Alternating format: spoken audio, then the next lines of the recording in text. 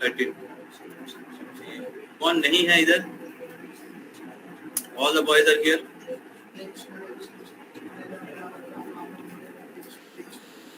अक्षर को हेडफोन चाहिए।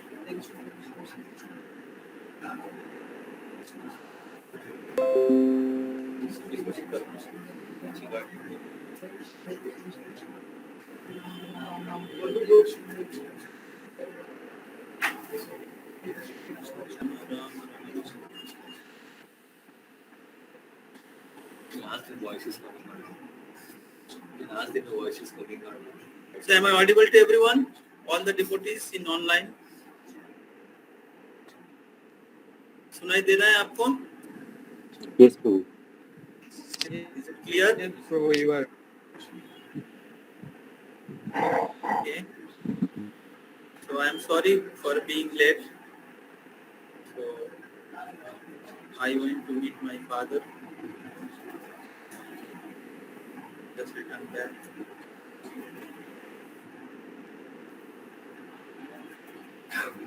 So I thank all the devotees who have joined online, and I thank all the devotees who are present here offline. तो मैं हिंदी में बोलूँगा।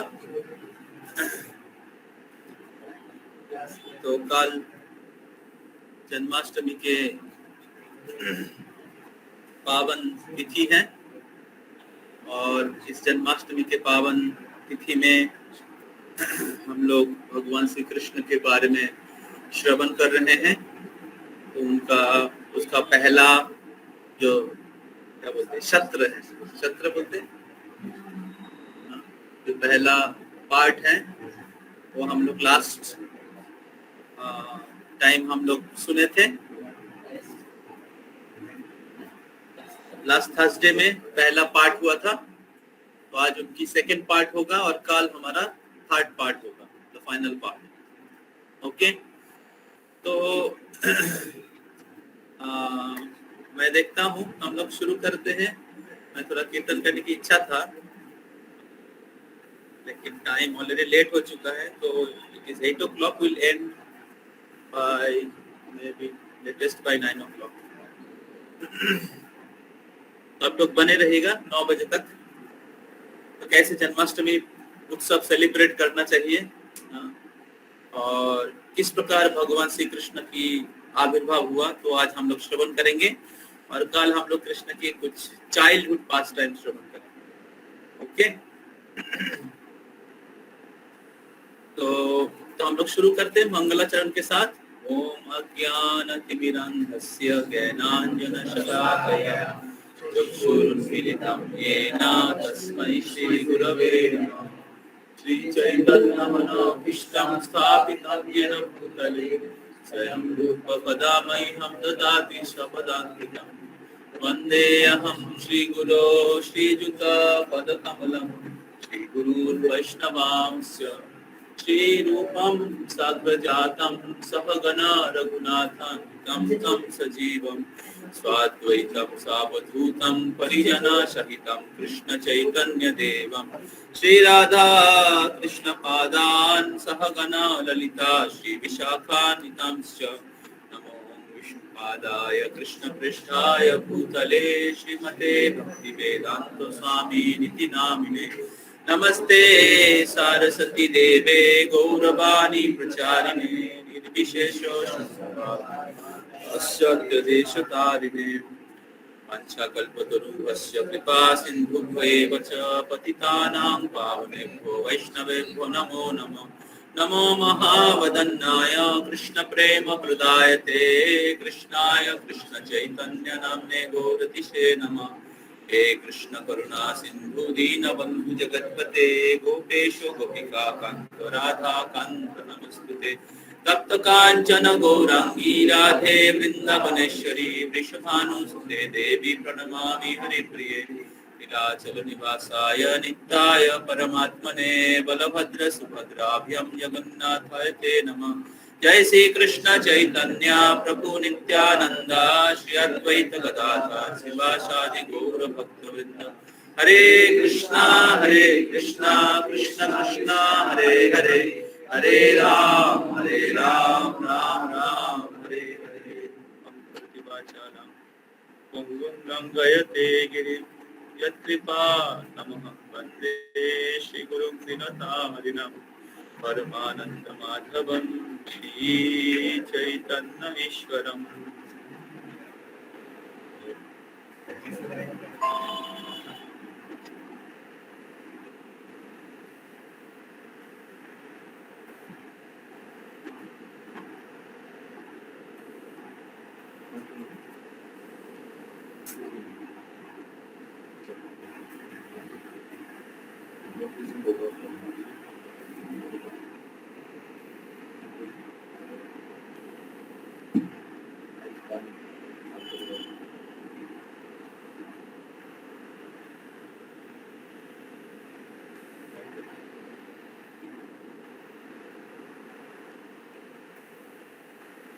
हरे कृष्णा। तो पिछले जो सत्र है तो उसमें हम लोग श्रवण किए थे कि किस प्रकार भगवान के जो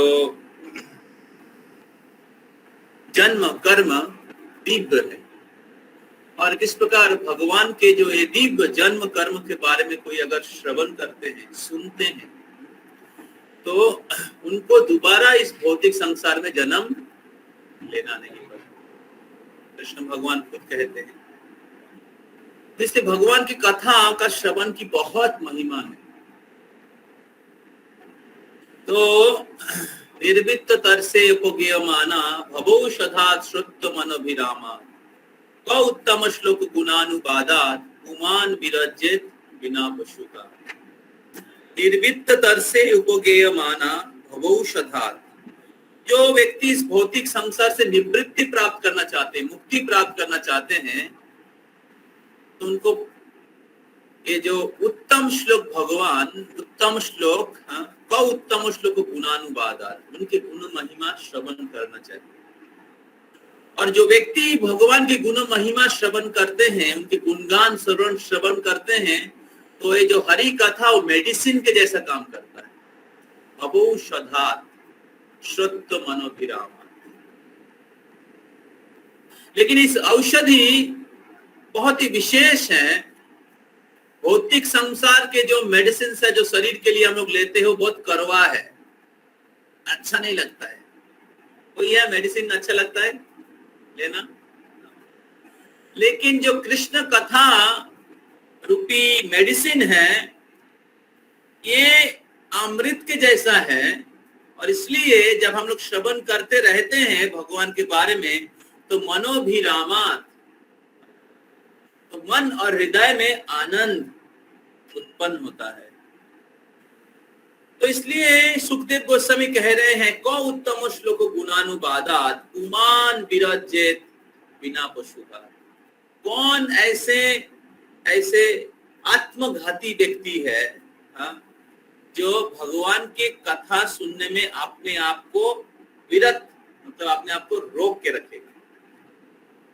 पुमान् विरजेत बिना पशुका। तो भगवान की कथा श्रवण करने से सारे कर्म बंधन सब नष्ट हो जाते हैं। तो इसलिए इस जन्माष्टमी उत्सव सेलिब्रेशन की एक बहुत ही महत्वपूर्ण अंग है, हम लोग भगवान की महिमा, उनके गुण महिमा रूपी गंगा से स्नान करें। तो हम लोग श्रवण कर रहे थे कि किस प्रकार भगवान के आविर्भाव के दो कारण हैं, primary reason and secondary reason. तो हम लोग चर्चा कर रहे थे, भगवत गीता में कृष्ण 3 कारण बताए हैं। परित्राणाय साधूनाम, विनाशाय च दुष्कृतम, धर्म संस्थापनार्थाय। तो ये भगवान के आविर्भाव के सेकेंडरी रीजन है। भगवान को ये 3 कार्य साधन करने के लिए असल में आविर्भाव होना नहीं पड़ता। वो भगवान दूसरे किसी से करा सकते हैं। तो फिर भगवान क्यों आते हैं ना? भगवान आते हैं अनुग्रहाय भक्तानां मानुषम देहम आस्थितम भजते तदृशी क्रीड़ा जश्रुतो तत्परो भवेत्। भगवान किस लिए आते? अनुग्रहाय भक्तानां, उनके भक्तों को अनुग्रह करने के लिए, उनके भक्तों को आनंद देने के लिए। मद भक्त विनोदार्थाय विविधो क्रीड़ा, भगवान अलग अलग प्रकार की क्रीड़ा करते हैं उनके भक्तों को आनंद प्रदान करने के लिए। तो इसलिए भगवान को आने की मुख्य पर्पस है उनके भक्त, और भगवान के अनेक क्वालिटीज है, गुण है, उनकी मुख्य गुण है भक्त वत्सल। भगवान उनके भक्तों के प्रति विशेष अनुग्रह करते हैं, और इसीलिए ये भगवान की विशेष गुण भक्तों के लिए बहुत प्रेरणादायी है।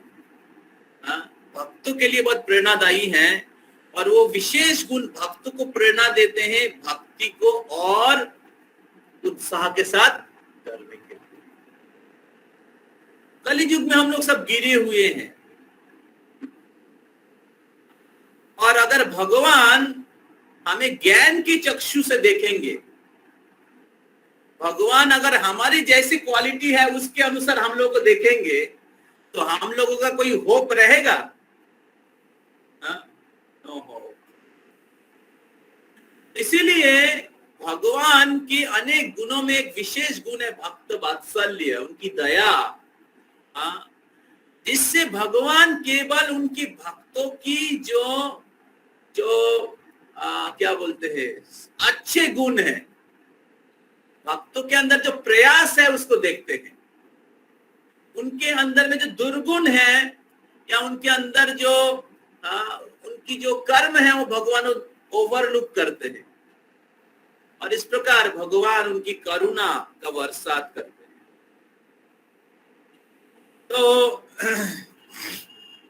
तो हम लोग श्रवण कर रहे थे किस प्रकार भगवान के आविर्भाव के मुख्य कारण है अनुग्रहाय भक्तानां। बहुत सारे कारण हम लोगों ने चर्चा किए थे लास्ट वीक में, जिन लोग अटेंड किए थे आपने सुना है। तो आज हम लोग चर्चा करने जाएंगे कि भगवान कौन से समय प्रकट हुए थे और किस प्रकार प्रकट हुए थे, और किस प्रकार लीला हुआ था वसुदेव, कंस, देवकी, नारद मुनि, जो हम लोग चर्चा कर रहे थे। बहुत इंटरेस्टिंग स्टोरी है। पता नहीं मैं कितना तक बोल पाऊंगा क्योंकि हमारे पास टाइम कम है, और हम लोग आज थोड़ा जल्दी सोना चाहिए, so that we can wake up tomorrow early and मतलब हम लोग काल का दिन का पूरा अच्छे से उनका सदुपयोग करना चाहिए। तो मैं थोड़ा लास्ट में बोलना चाहूंगा किस प्रकार हमें सेलिब्रेट करना चाहिए प्रैक्टिकली। तो भगवान श्री कृष्ण आविर्भाव होने से पहले सारे आसुरिक राजा पूरे विश्व में, पूरे पृथ्वी में भर गए थे। कंस, जरासंध, शिशुपाल, दंतवक्र, कालजवन, और कंस और जरासंध के ऐसे बहुत सारे अनुयायी थे, मित्र थे, जो भी राजा थे अलग अलग प्रोविंस के। और ये सभी लोग बहुत भगवत विद्वेषी थे, अपने पद और अहंकार से बहुत मदमत्त थे। तो इन सारे आसुरिक राजाओं के अत्याचार से वैदिक संस्कृति और धर्म की हानि या ग्लानि हो रहा था, और इस प्रकार इस पृथ्वी बहुत भारी हो गया था। तो कुंती महारानी कहती हैं कि भारावतारो नायन्ने भूवो नावो इवो दधो सिद्ध्यंत भूरि भारेन जातो ही आत्म भूभार्थितो। हे भगवान, जब पृथ्वी भार हो जाता है, इधर स्लाइड आप लोग देख सकते हैं, स्लाइड आपके लिए इधर है। पृथ्वी जब भारी होता है पाप से, तो तब आपके पुत्र ब्रह्मा आपके पास जाके प्रार्थना करते हैं। देखिए ब्रह्मा जी प्रार्थना कर रहे हैं, Brahma ji headed with all other demigods. तो जातो ही आत्मो, आपके आत्मज, आपके पुत्र ब्रह्मा जी पार्थितो प्रार्थना करते हैं जब, तो तब आप प्रकट होते हैं इस पृथ्वी का भार हरण करने के लिए। भारावतार नायन ने भुवना वैबदो सिद्धंत्या भूरी भारे ना, इस पृथ्वी के भार। इसलिए भगवान का एक नाम है विश्वम्भर। भगवान के अनेक नाम है जो हम लोग सुबह चर्चा कर रहे थे। भगवान के अनेक अनेक नाम आए हैं भगवान के दिव्य गुणावली से। और इस प्रकार भगवान के नाम का उच्चारण करने के द्वारा आप भगवान के दिव्य संग प्राप्त कर सकते हैं। तो भगवान के नाम, भगवान के रूप, भगवान के गुण, भगवान की लीला अभिन्न है, आइडेंटिकल है। तो भगवान के नाम में भगवान सारी शक्तियां अर्पण किए हैं और भगवान के नाम की आश्रय लेके हम लोग भगवान की आश्रय प्राप्त कर सकते हैं। इसलिए काल के दिन है, हमें ज्यादा से ज्यादा जप करना चाहिए। डेली आप लोग 16 माला करते हैं या कुछ लोग उनसे भी कम करते हैं, इन काल आपको ज्यादा से ज्यादा माला जप करना चाहिए। ऐसे कहा गया है शास्त्र में, एक जन्माष्टमी उत्सव अगर कोई सेलिब्रेशन करते हैं 1000 एकादशी के फल प्राप्त होता है। तो सोचिए आपको कितना माला करना चाहिए? कम से कम 1000 माला। हरि बोल। निशान सोच रहे 1000।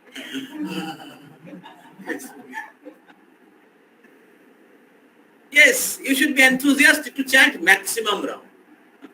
It may be 1000, it may be 100, it may be 32, whatever. But you should. Krishna sees your endeavor. Krishna आपकी एफर्ट देखना चाहते हैं। किसी के लिए बहुत ज्यादा हो सकता है, लेकिन किसी के लिए कम हो सकता है, लेकिन हमारा बेस्ट हमें देना चाहिए। तब वो कृष्ण को बहुत संतुष्ट करेगा। तो हमें ज्यादा से ज्यादा भगवान के नाम की आश्रय लेना चाहिए। तो भगवान के नाम है विश्वम्भर, जो क्योंकि वो विश्व के भार को हरण करते हैं।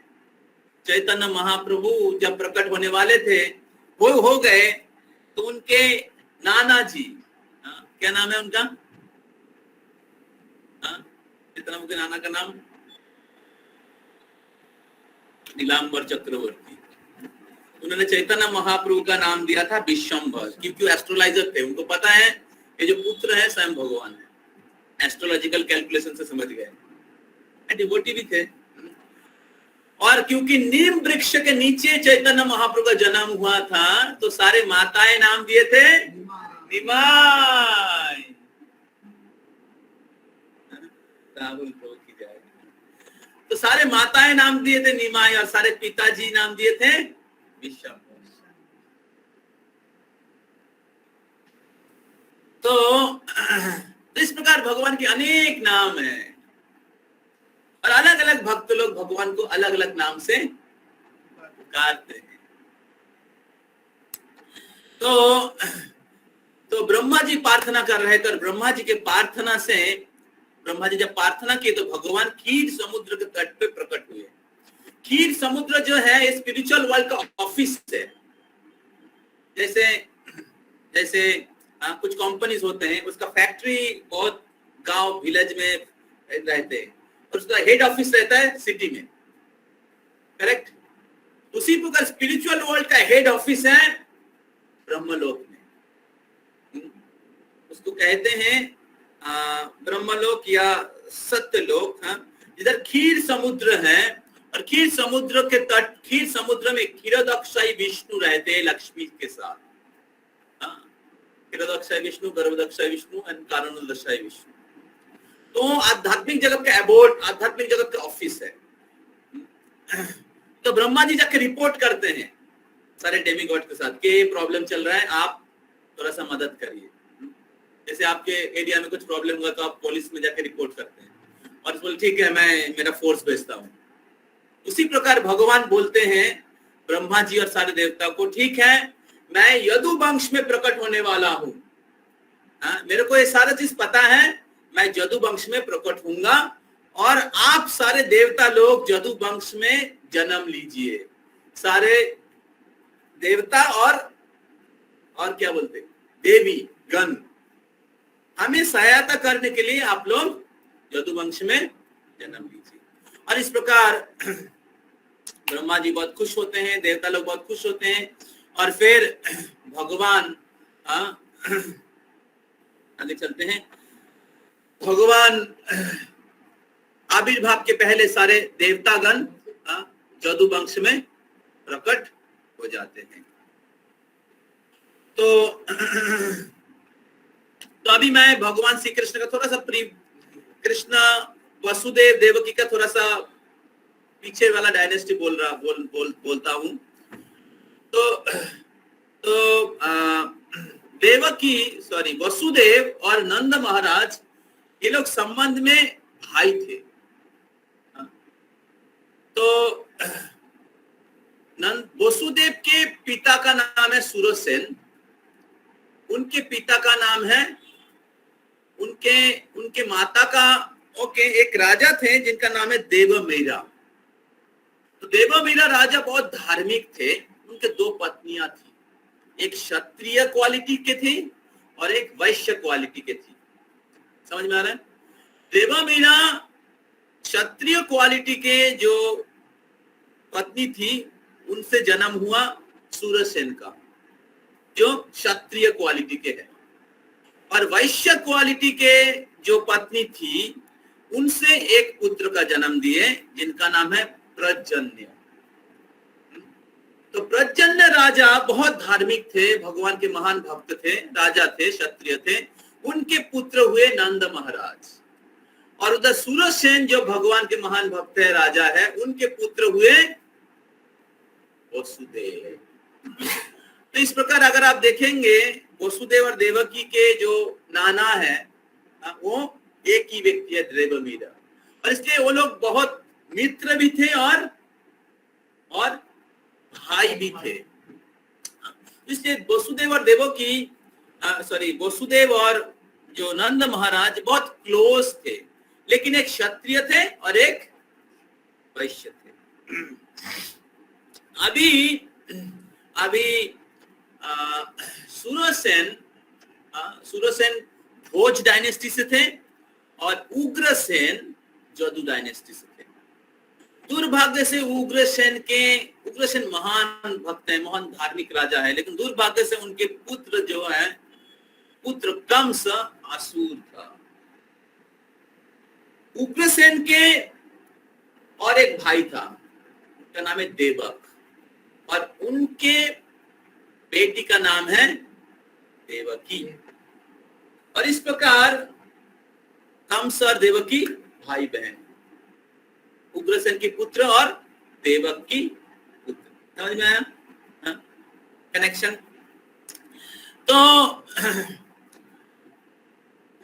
तो जनरली भाई बहन में बहुत प्रेम का संबंध होता है। मेरे लाइफ में भी मैं देखा, मेरी सिस्टर मेरे को बहुत प्रेम करती है, अभी भी बहुत प्रेम करती है। तो मैं जब छोटा था, मेरे मम्मी मतलब कॉलेज लाइफ में मेरी मम्मी गुजर गई थी, तो मेरी सिस्टर मेरे को मतलब माँ जैसी सेवा करती थी, खिलाती थी। मैं बड़ा हो गया फिर भी खिलाती थी। तो brother and sister have very loving affection. तो कंस भी उनके बहन जो है देवकी को बहुत प्रेम करती थी। तो जब देवकी का विवाह वसुदेव के साथ हुआ, तो कंस देवकी को खुद अपने रथ से लेके जा रहे थे। तो इस प्रकार असुर जैसा कंस भी देवकी का इतना अच्छा सत्कार कर रहे थे। तो देवतागण सोचने लगे कि अगर कंस इतना अच्छा कार्य करने लगेगा तो भगवान को आने में बहुत देर लग जाएगा। कंस का विनाश नहीं होगा। वो इतना तहलका मचा के रखा है। तो तब देवता लोगों ने क्या किया? आकाशवाणी किया। देवता लोगों को तो पता है कि कंस को विनाश करने के लिए भगवान प्रकट होने वाला है देवकी के पुत्र के रूप में। अभी वो कैसे होगा? कंस अगर बहुत अच्छा बर्ताव करेगा वो कैसे होगा? एक्चुअली कंस भगवान शिव जी के भक्त था और शिव जी के इतना तपस्या किया, घोर तपस्या करके शिव जी को प्रसन्न कर दिया। शिव जी का नाम है आशुतोष। आशु मतलब जल्दी, आशु मतलब बहुत जल्दी, तोष मतलब संतोष, जो जल्दी संतुष्ट हो जाते हैं, उनका नाम है आशुतोष। तो शिव जी तो संतुष्ट हो गए और बिना कुछ सोच समझ के वरदान दे दिए। बोले आपको वरदान देता हूं, कोई आपको मार नहीं पाएगा। कोई जैसे हिरण्यकशिपु को ब्रह्मा जी ने वरदान दे दिया। उसने मांग लिया बिना कुछ सोच समझ के, ब्रह्मा जी सोचा नहीं, इतना तपस्या किया, पूजा किया, दे दिया। जब ये सारा पास टाइम हो गया, भगवान विष्णु ने ब्रह्मा जी को बुलाया, बोले ऐसा उल्टा सीधा वरदान मत दो। अगले टाइम जब देना तो सोच समझ के देना। सुन रहे?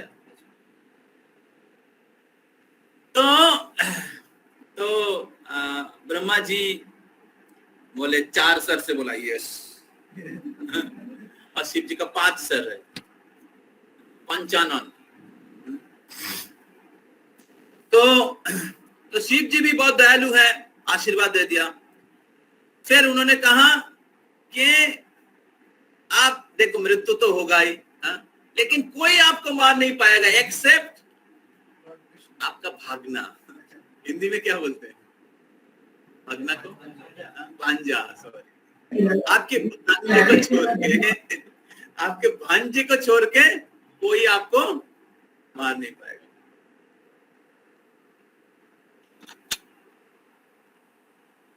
तो ऑलरेडी शिव जी का ब्लेसिंग्स है कंस के ऊपर। अरे सारा चीज डेमिगॉड्स को पता है, देवता लोग को पता है।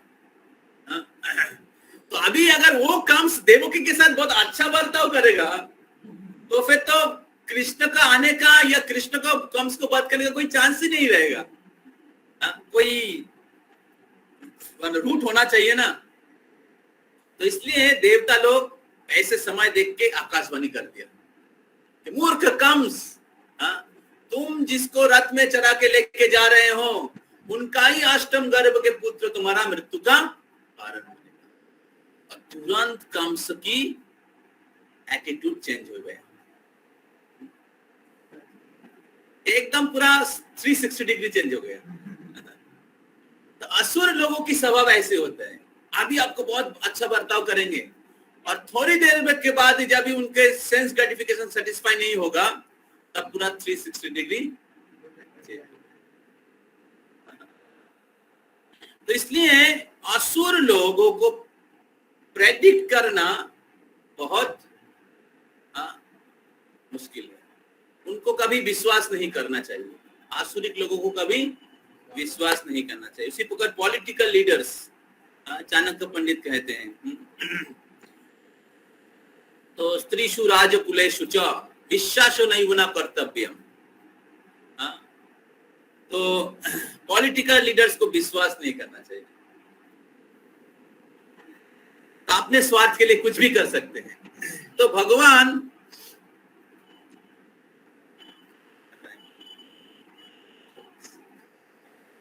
तो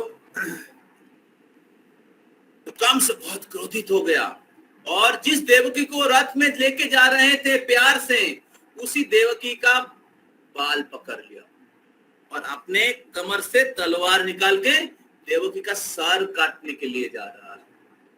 सोचिए, अपने बहन का सर काटने के लिए जा रहा है। तो तभी वसुदेव, मैं शॉर्टकट में बोल रहा हूं क्योंकि बहुत इंपॉर्टेंट लेसन है पूरे पास टाइम में।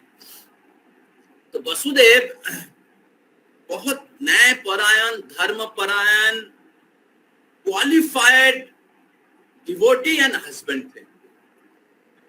उनको शास्त्र की सारी नीति पता था और शास्त्र को कैसे स्थान काल पात्र के अनुसार व्यवहार करना चाहिए उनको पता था। तो वसुदेव बहुत बुद्धिमानी के साथ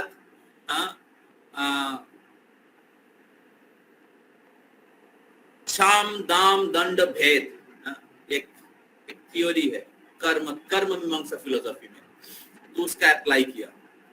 तो उन्होंने कहा कि कंस देखो, आपके जैसे महान राजा जिनका जस पूरे विश्व में फैला हुआ है, और आपके जैसे राजा अगर स्त्री का हत्या करेंगे और वो भी अपना बहन, तो पूरे पृथ्वी में आपका अपजस होगा। और क्षत्रिय के लिए अपजस जो है मृत्यु से भी खराब है।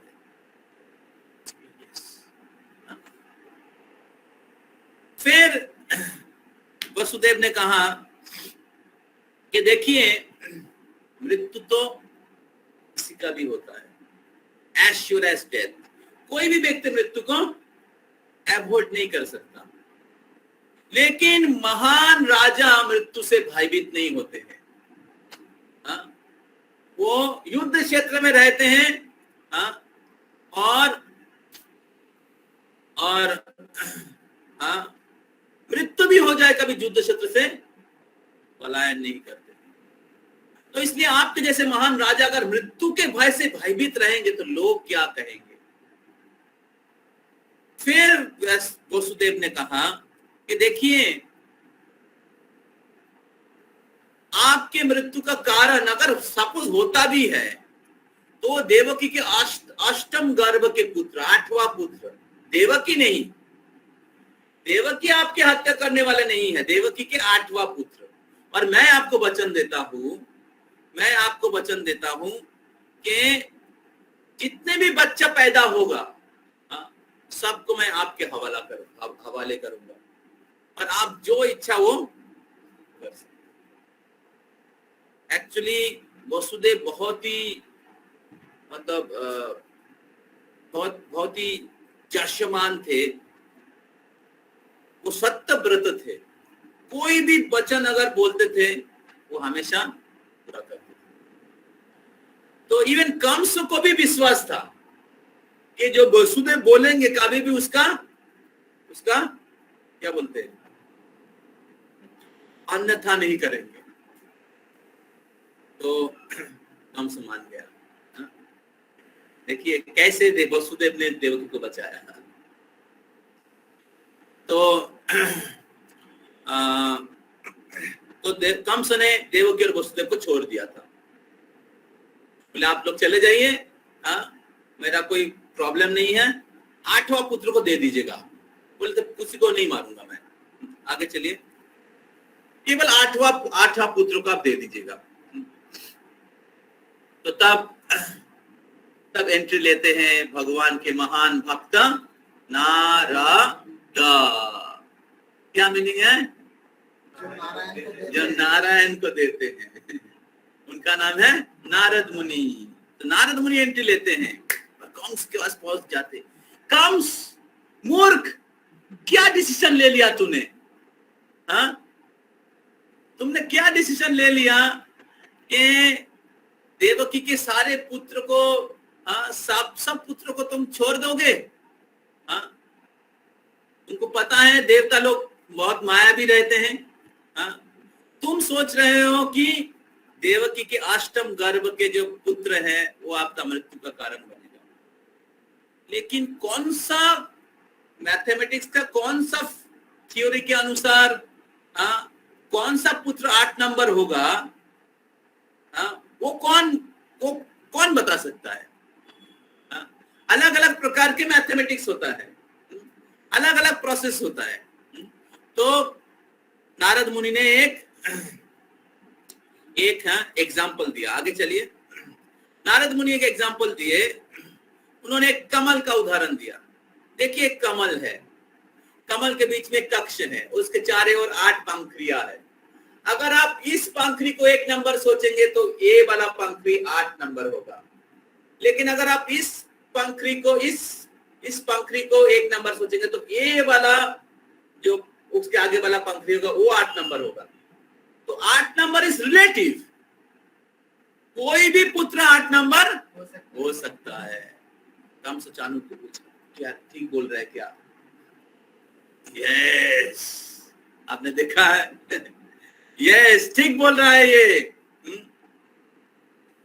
तो कंस बोला, कंस बहुत क्रोधित हो गया, बोले अभी लेके आओ देवकी और वसुदेव को और उसको कारागार में डाल दो। देवकी और वसुदेव को जो छोड़ दिया था नारद मुनि के कहने से, तो कारागार में डाल दिया।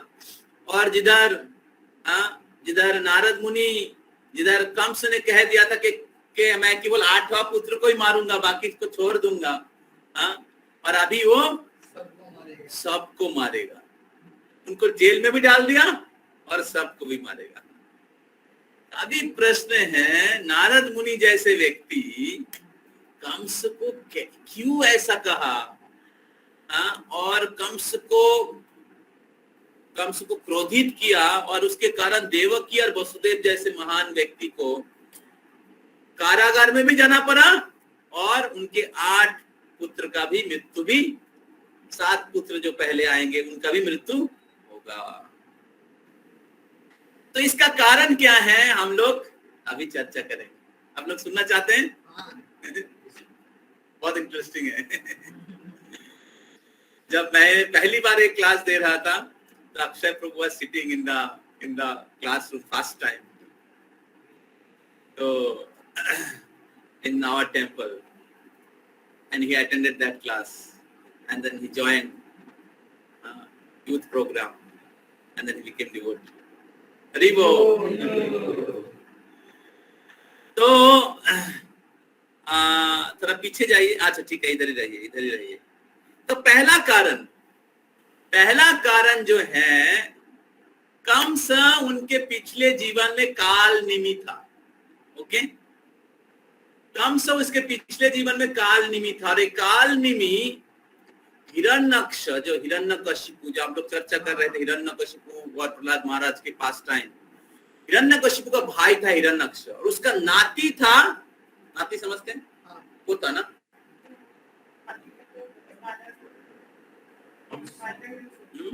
ग्रैंडसन को क्या बोलते हैं? Paternal side.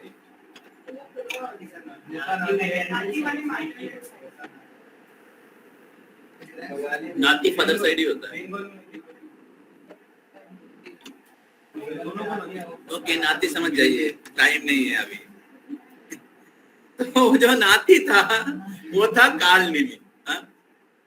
अभी जब हिरण्यकशिपु के साथ हिरण्यक्ष का जब मृत्यु हो गया, हिरण्यक्ष का मृत्यु हो गया, ये जो काल निमि ये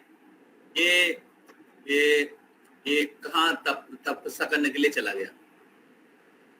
असुर लोग तपस्या करने के लिए बहुत तत्पर होते हैं, कैसे स्ट्रेंथ गेन करे, जैसे, और ये असुर लोग 2 लोग का उपासना करते हैं, एक है शिव जी का और एक ब्रह्मा जी का। तो ज्यादातर शिव जी और ब्रह्मा जी के भक्त लोग असुरिक होते हैं। तो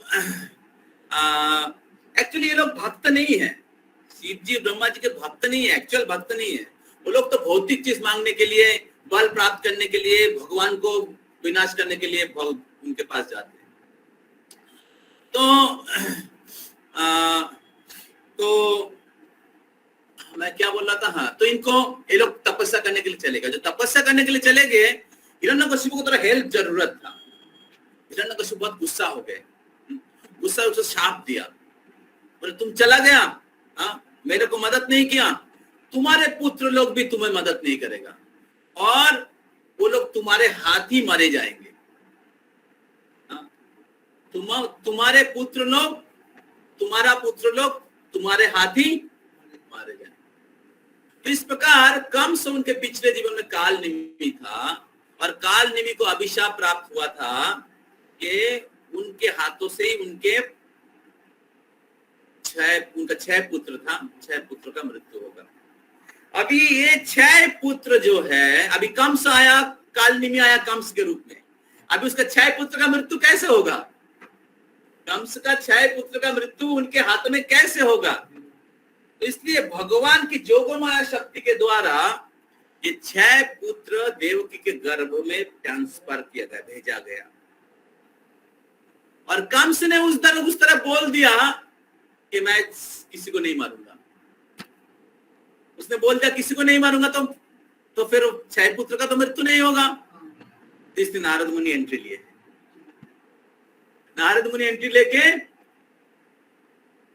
कंस की बुद्धि को भ्रष्ट कर दिए और उन्होंने अपने हाथों से ही अपना 6 पुत्र को मारा। देवकी का जो पहला 6 पुत्र है वो कंस के पुत्र हैं और कंस ने खुद मारा। ये है पहला reason. Okay, there is many more reason. आप लोग सुनना चाहते हैं? हरि बोल। ऑनलाइन के भक्तों से कोई आवाज नहीं आ रहा है, आप लोग सो गए क्या? हरि बोल प्रभु। हरि बोल। आवाज थोड़ा दीजिए। हरि बोल प्रभु। बाकी लोग हरि बोल प्रभु। जगे हुए नहीं सोए। हरि बोल। Hare Krishna. Hare Krishna. Hare Krishna. Hare Krishna. Hare Krishna. Prabhu ji. Okay, thank you. Hari बोल। तो दूसरा कारण, निशान टायर लग रहा है क्या?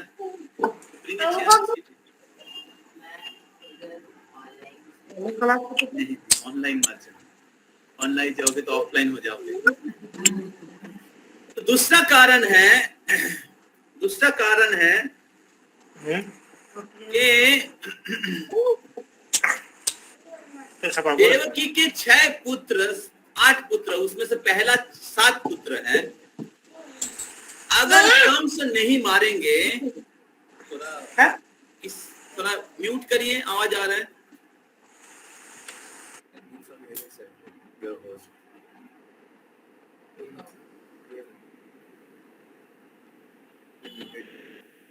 दूसरा कारण है कि देवकी के 6 पुत्र जो हैं, तो अगर इनका मृत्यु नहीं होगा, जनरली माता पिता क्या होते हैं, 1 पुत्र, 2 पुत्र, 3 पुत्र, 4 पुत्र, तो खुश हो जाते हैं और पुत्र का संतान का जरूरत नहीं है। अगर निसंतान रहते तो उनकी इच्छा होती है, लेकिन अगर 2, 3, 4 हो जाता है तो क्या होगा? उनके इच्छा सेटिस्फाई हो जाएंगे, पुत्र हो गए, तो 8वां पुत्र प्राप्त करने की इच्छा नहीं होगा। अगर होगा भी बहुत लॉन्ग ड्यूरेशन लगेगा, बहुत ज्यादा टाइम लगेगा। तो इसलिए भगवान के आविर्भाव नहीं भी हो सकता है, या होगा तो बहुत टाइम लगेगा। तो इसलिए नारद मुनि कंस को इस प्रकार प्ररोचित किए, इस प्रकार भ्रमित किए कि कंस नारद, देवकी और वसुदेव के पुत्र का हत्या करे और भगवान के आविर्भाव जल्दी हो। समझ में आ रहा है? तीसरा कारण, जब देवकी और वसुदेव की पुत्र का हत्या हो रहा था, तो देवकी और वसुदेव को भगवान के 8 नंबर पुत्र जो है, मतलब उनकी 8वां पुत्र जो है, जो स्वयं भगवान, उनको प्राप्त होने की इच्छा और बढ़ रहा था, क्योंकि उनको आकाशवाणी सुने थे वो कि 8वां पुत्र स्वयं भगवान है, 8वां पुत्र के रूप में स्वयं भगवान प्रकट होने वाले हैं। और इसलिए जितना एक पुत्र का मृत्यु हो रहा था, उतना ही वो 8वां पुत्र जो स्वयं भगवान है उनका शेल्टर ले रहे थे। उनको प्राप्त करने की इच्छा और तीव्र हो रहा था।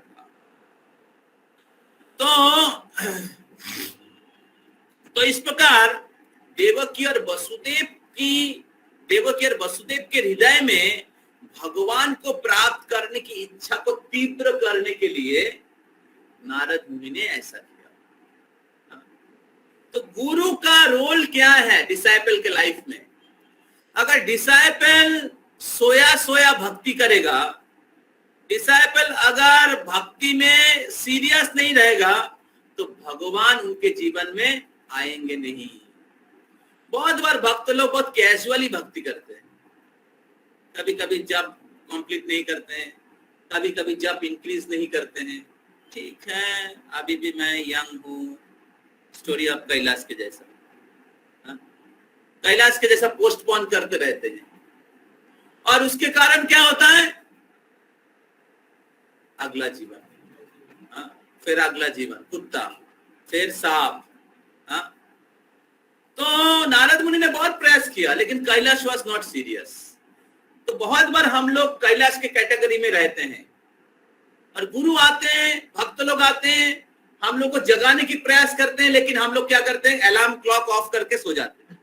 नहीं, फिर अलार्म बजता है, तुम आ जाइए क्लास में, तो थोड़ा माला बढ़ा लीजिए, थोड़ा टाइम स्पिरिचुअल लाइफ में दे दीजिए, इधर उधर इसके चक्कर में नहीं भटक के, थोड़ा जीवन का परम उद्देश्य है उसको थोड़ा सीरियसली लीजिए। लेकिन फिर भी हम लोग क्या करते हैं? नहीं, 10 आधा घंटा बाद फिर अलार्म लगाते हैं, फिर अलार्म बजता है, फिर बहुत बार हम लोग स्नूज कर देते हैं, और बहुत बार नहीं, पूरा ऑफ कर देते हैं उसको।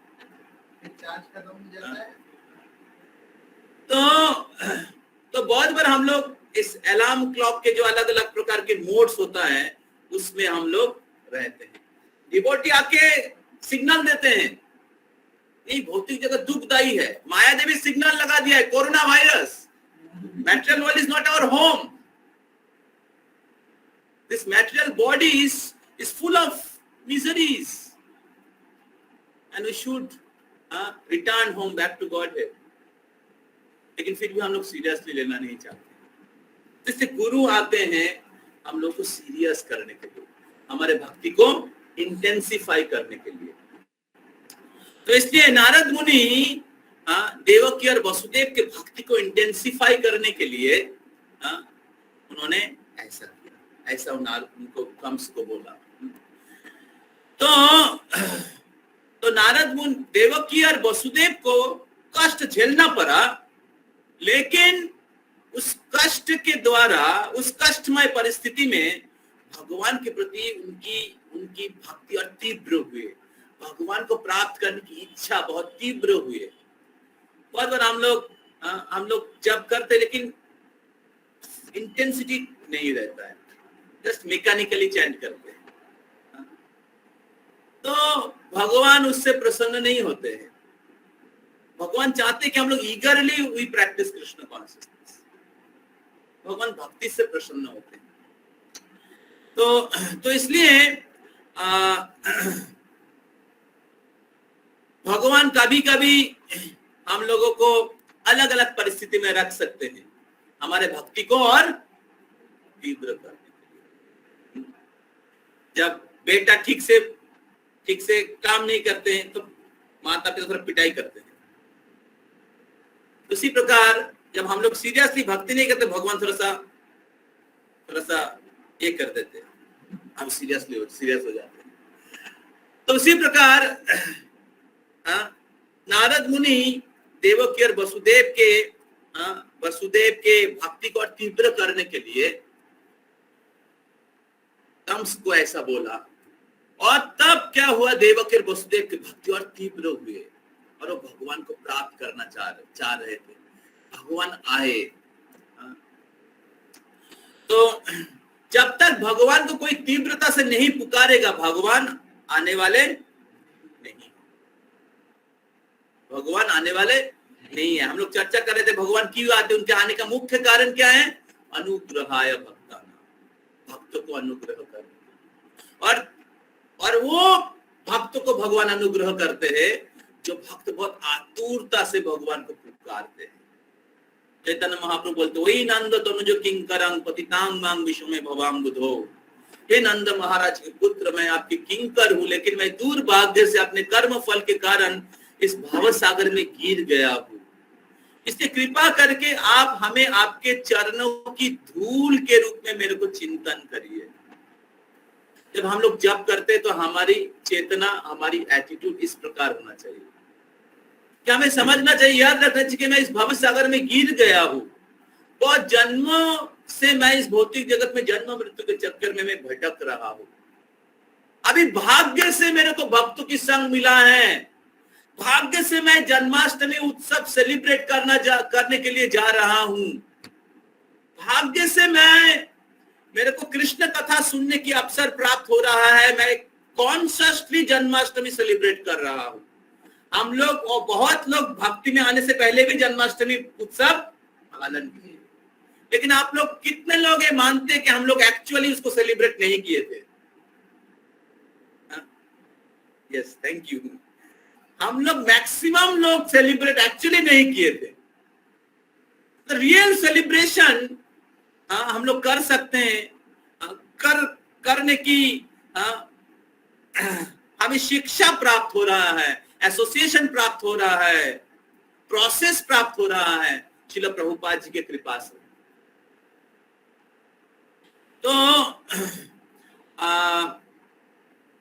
तो इसलिए हमें इसको सीरियसली लेना चाहिए, हमें इसको सीरियसली लेना चाहिए और कल के दिन बहुत अच्छे से पालन करना चाहिए। इसलिए ना हम लोग पूरे जीवन अच्छे से भक्ति करें, ऐसे नहीं कि कल अच्छे से भक्ति किया और पूरे साल सो गए। तो इस प्रकार नारद मुनि विश्वनाथ चक्रवर्ती ठाकुर 9 कारण बताते हैं क्यों नारद मुनि ने ऐसा बोला। तो इससे समझ सकते हैं कि नारद मुनि बोलने के पीछे कोई आसुरिक गुण नहीं था। नारद मुनि बहुत ही आदर्श एक आचार्य है, भक्त है। उनको पता है कि देवकी के हृदय में कैसे भक्ति संचार करना है। देवकी और वसुदेव के हृदय में नहीं तो भगवान प्रकट नहीं होने वाले हैं, और उनको पता है कि भगवान को कैसे इस भौतिक जगत में लाना है। तो गुरु का वो कार्य होता है, गुरु का कार्य होता है शिष्य को ऊपर लेके जाना और भगवान को रिक्वेस्ट करना कि इनके ऊपर कृपा करें। तो गुरु भाया मीडिया होते हैं। तो इस प्रकार नारद मुनि ऐसा बोले और कंस क्या किए,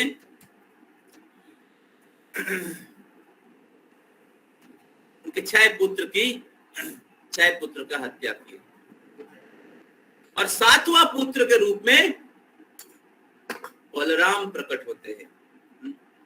7वां पुत्र के रूप में 7वां पुत्र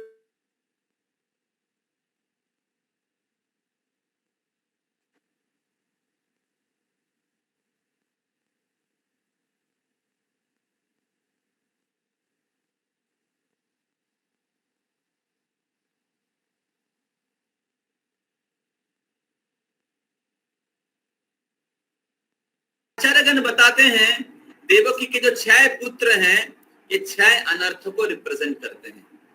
6 अनर्थ क्या है?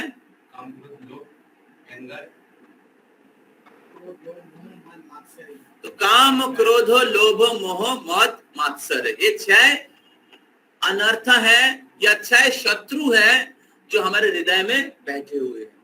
तो जब तक ये 6 शत्रु हमारे हृदय में रहेंगे तब तक भगवान नहीं प्रकट होने वाले हैं। तो हम लोग जन्माष्टमी सेलिब्रेट करने के लिए जा रहे हैं, तो जब तक हम लोग भगवान की आश्रय लेने के द्वारा, भगवान की भक्ति करने के द्वारा इस हमारे शत्रु जो आत्मा की शत्रु है उसको हमारे हृदय से नहीं हटाएंगे, भगवान आपके हृदय में प्रकट नहीं होने वाले। और ये जो 6 पुत्र हैं, ये 6 शत्रु जो है काम, क्रोध, लोभ, मोह, मद, मात्सर्य को रिप्रेजेंट करते हैं। और इस प्रकार देवकी भगवान कृष्ण आविर्भाव होने से पहले इस 6 शत्रु का विनाश होता है। और फिर 7वां पुत्र के रूप में भगवान बलराम प्रकट होते हैं जो गुरु है, आदि गुरु, जो आध्यात्मिक बल प्रदान करते हैं।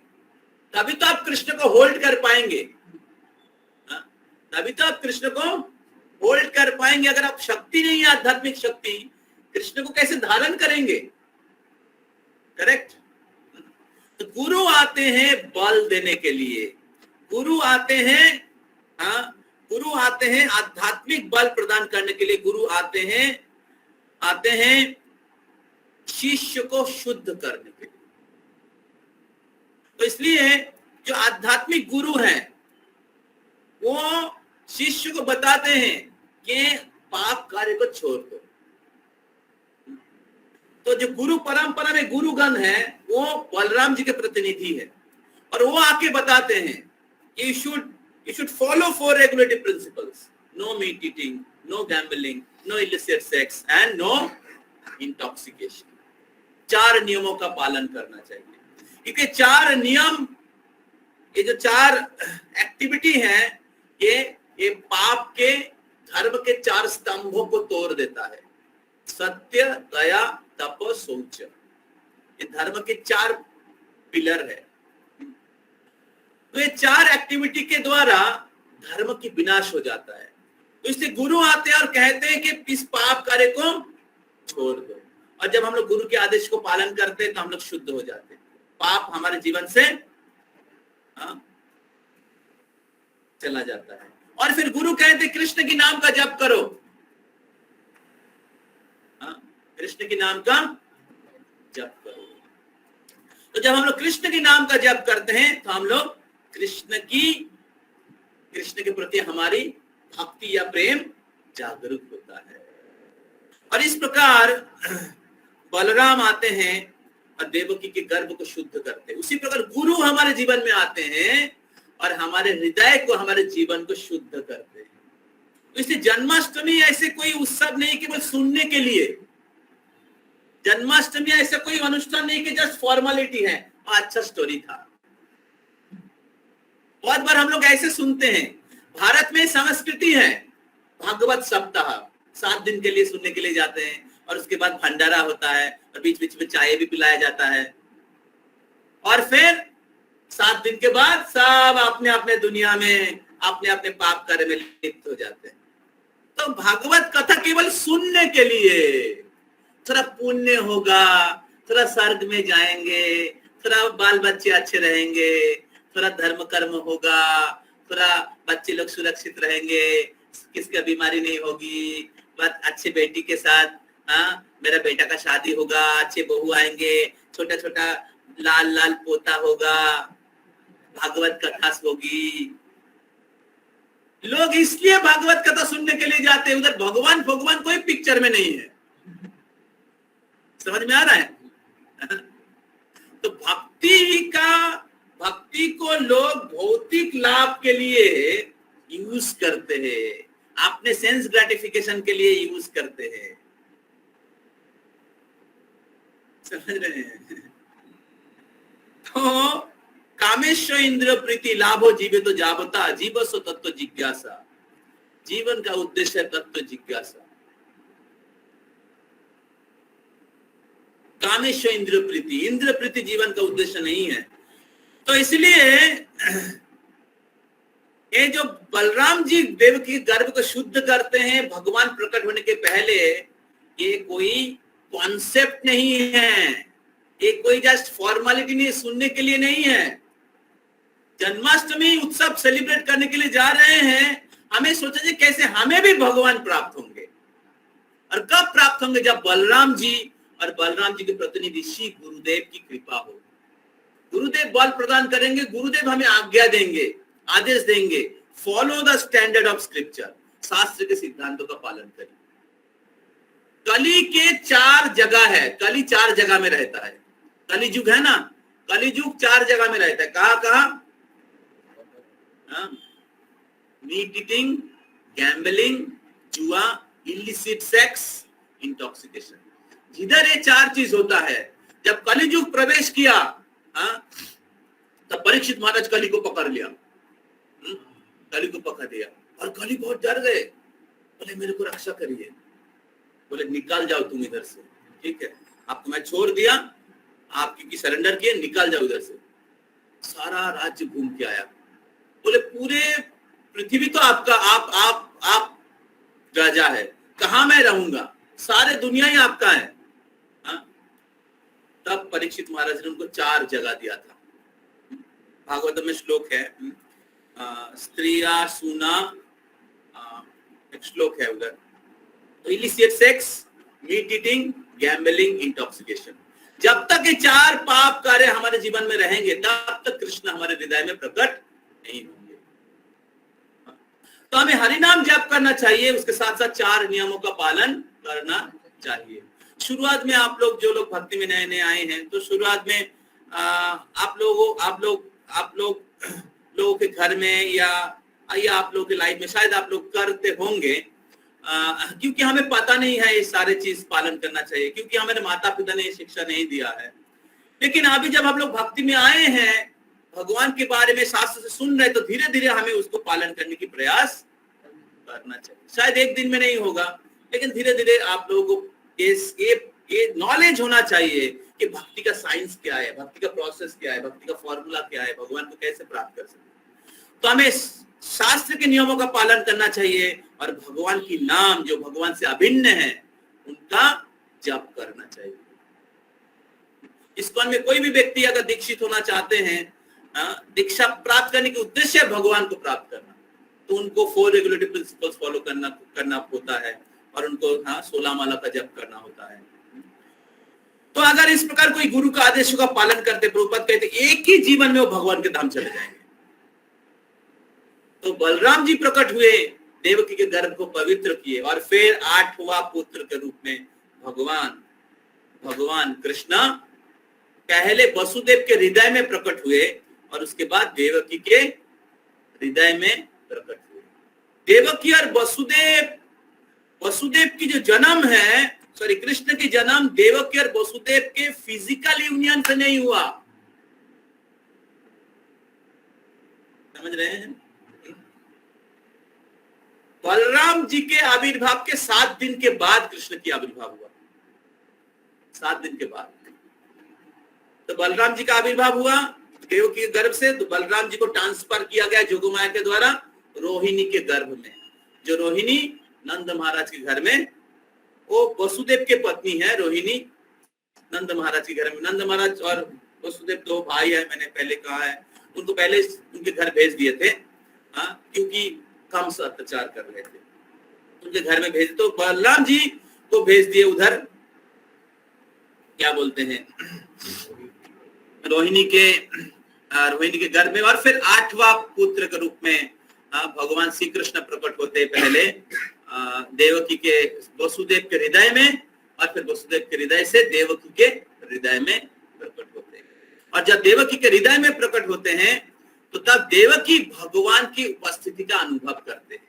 और जब देवकी भगवान की उपस्थिति का अनुभव करते, उनके जितने भी दुख था, जितने भी फैटिग था, जितने भी कष्ट था, सब दूर हो गया। This is the effect of practicing Krishna consciousness. When you practice Krishna consciousness, you will experience the presence of Krishna in your life. And your all fatigue, all miseries, जितने भी दुख है, कष्ट है, पिछले जीवन के कर्म का फल है, सब दूर हो जाएगा। जब भीष्म पितामह सरसैया में सोए हुए थे, उनके शरीर में 1000 तीर बिंधा हुआ था। तो सोचिए कितना उनको पीड़ा हो रहा था। लेकिन Bhishma Pitamah was waiting for Krishna, when Krishna will come and in his presence will leave his body. Bhishma Pitamah was waiting for the time. और कृष्ण के इच्छा से युधिष्ठिर महाराज भ्रमित हो गए और बोले मैं राजा नहीं बनूंगा। युद्ध खत्म हो गया और बोला राजा नहीं बनूंगा। तो कृष्ण से भी कन्विंस नहीं हो रहे। और फिर कृष्ण ने भीष्मदेव के पास लेके गए। Bhishmadev will speak to Yudhishthir.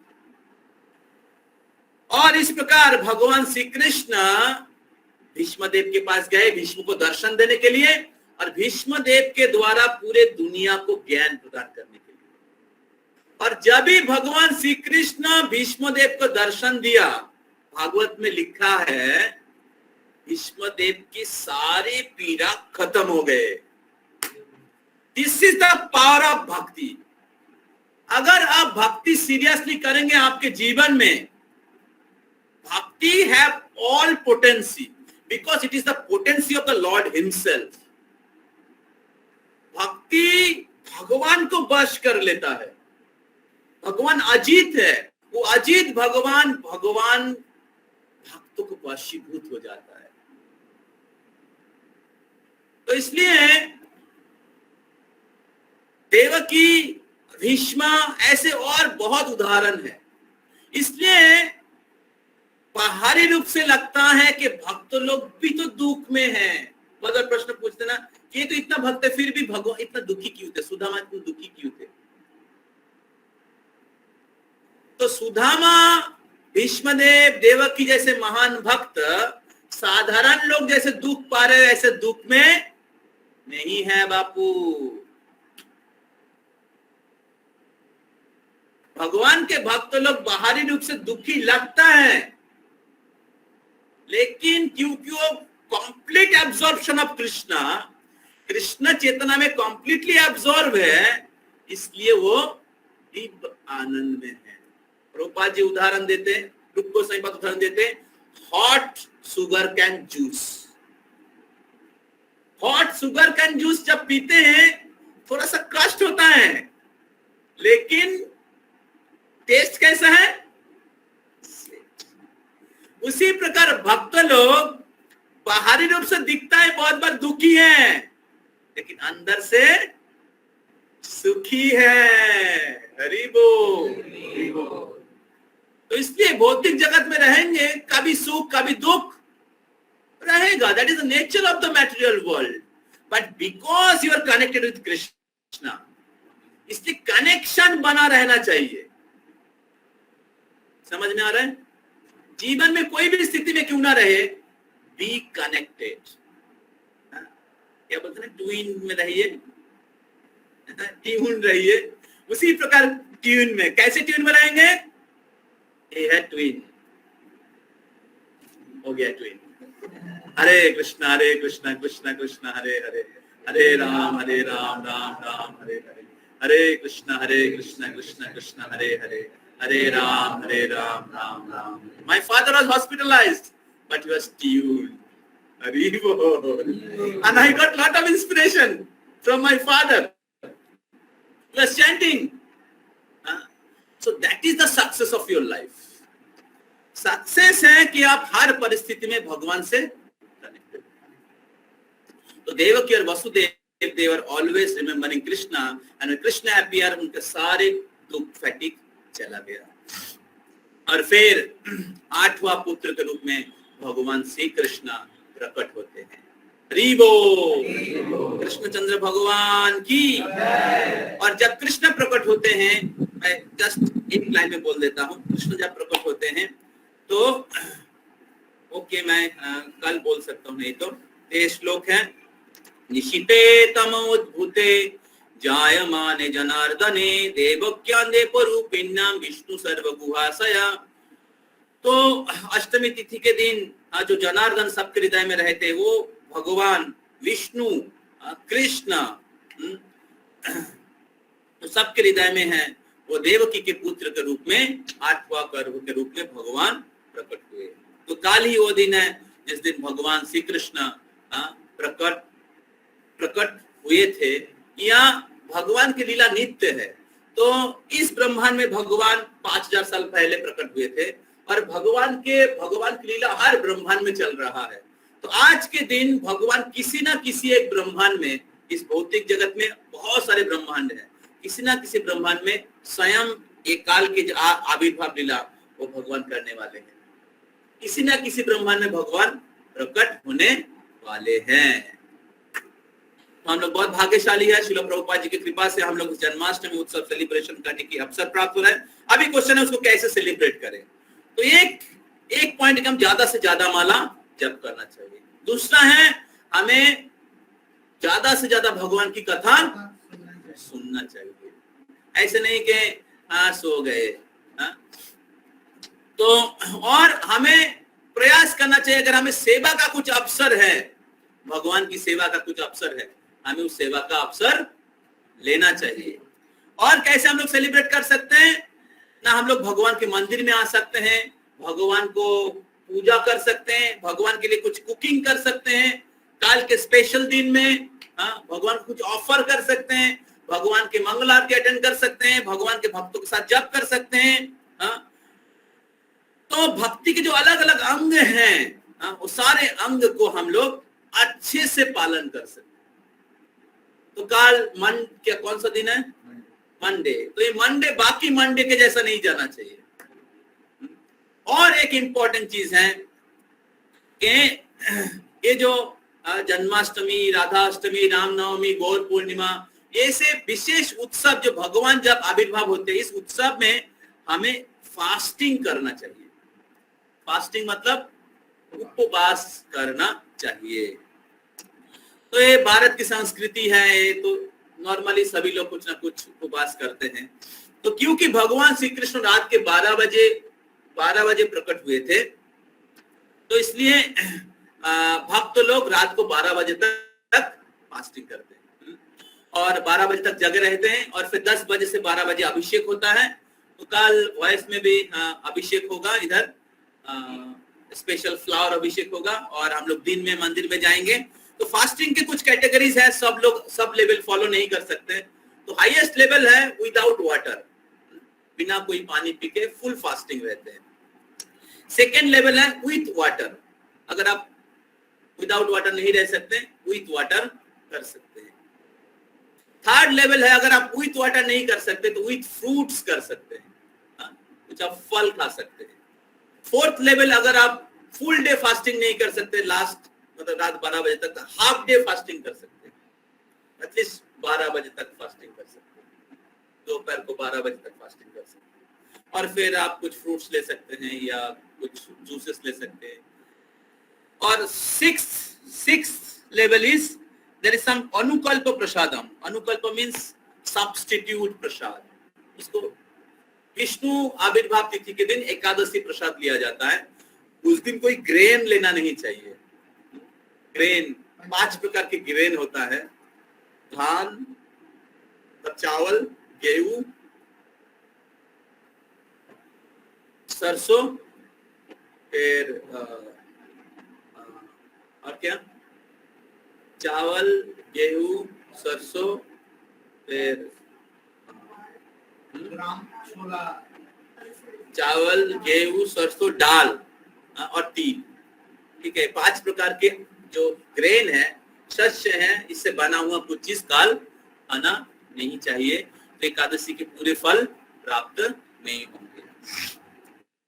तो आप लोग जो भक्त लोग किस लेवल को फॉलो कर सकते हैं, आपके लिए फिजिबल है, आप उस लेवल को फॉलो कर सकते हैं, लेकिन we should come at least under 1 level. ऐसे नहीं कि कुछ लेवल में नहीं है तो फिर क्या होगा, कुछ हमें पूर्ण फल प्राप्त नहीं होगा। तो मेन चीज है कि हम लोग ज्यादा से ज्यादा श्रवण करें, ज्यादा से ज्यादा जप करें, ज्यादा से ज्यादा भगवान की सेवा में एंगेज रहे, टाइम वेस्ट कम करे, कम समय सोए और ज्यादा से ज्यादा भगवान की सेवा में एंगेज रहे। और खाने के जो फास्टिंग का जो नियम है उसको जो जिस लेवल में फॉलो कर सकते, जितना आपके लिए पॉसिबल है उसको फॉलो करना चाहिए। ऐसे नहीं कि आप फास्टिंग किया और कि आप लोग और नहीं चल रहा है शरीर, मुझे सो जाता हूँ। तो ज्यादा इंपॉर्टेंट है भगवान की सेवा में एंगेज रहना। तो इस प्रकार हम लोग जन्माष्टमी उत्सव सेलिब्रेट करना चाहिए। तो वॉइस के डिवोटीज के लिए आप लोग मेरा सजेशन है कि जो लोग एक स्पेशली नए हैं, आप लोग एटलीस्ट 12 बजे तक फास्टिंग कर सकते हैं और फिर 12 बजे के बाद 1 बजे के आसपास, एक बजे के आसपास हम लोग आप लोग के लिए प्रसाद का अरेंज कर सकते हैं। तो आप लोग एटलीस्ट हाफ डे फास्टिंग कर सकते हैं। बहुत सारे नए बच्चे लोग फुल फास्टिंग किए हैं, मैंने पर्सनली देखा है। तो जितना एक व्यक्ति उत्साही है उतना आप अच्छे से पालन कर सकते हैं। तो आप लोग हमें या अक्षय प्रभु को आप लोग व्हाट्सएप में लिख दीजिएगा, ठीक है, उसके अनुसार हम लोग आपका प्रसादम अरेंज कर देंगे। ओके, आप लोग व्हाट्सएप में लिख दीजिए कि आप कौन से फास्टिंग का लेवल फॉलो करने वाले हैं। There is no force that you have to do full fasting, और हाफ डे फास्टिंग आप लोग कर सकते हैं। उसमें प्रॉब्लम है तो हम लोग आप लोग के लिए कुछ जूस अरेंज कर देंगे। ओके, तो उसके पहले अगर जूस या पानी भी पी सकते हैं आपको अगर असुविधा है। लेकिन एक दिन अगर आप जन्माष्टमी के दिन अगर आप फास्टिंग करेंगे तो आपको बहुत आशीर्वाद प्राप्त होगा। ठीक है, तो मेरे को नहीं तो अक्षय प्रभु को व्हाट्सएप में लिख दीजिए आप कौन सा